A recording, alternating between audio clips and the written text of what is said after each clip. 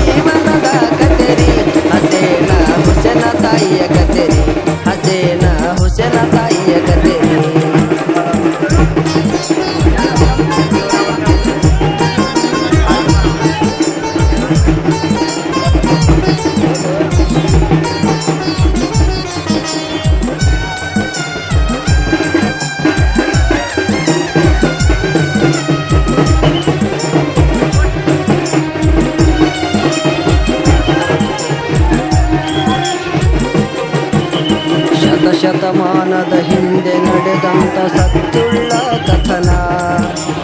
ಇಸ್ಲಾಂ ಧರ್ಮದ ಪುಣ್ಯ ಭೂಮಿ ನೋಡ್ರಿ ಮಕ್ಕ ಮದೀನಾ.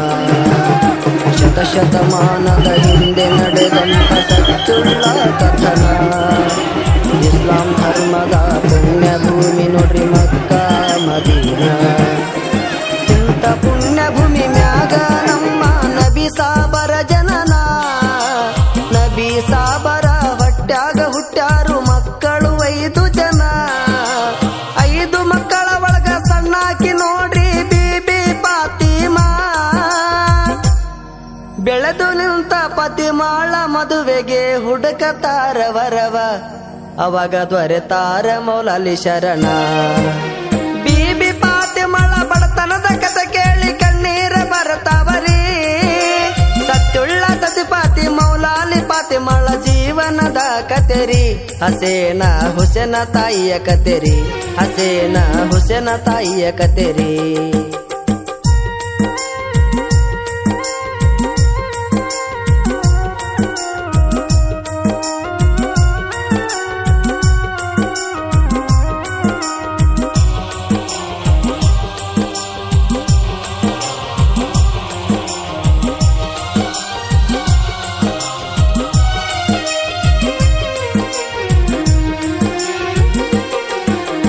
ಮೌಲಾಲಿ ಶರಣರಿಗೆ ಮಗಳನ್ನು ಕೊಟ್ಟು ಮದುವೆಯ ಮಾಡ್ಯಾರ.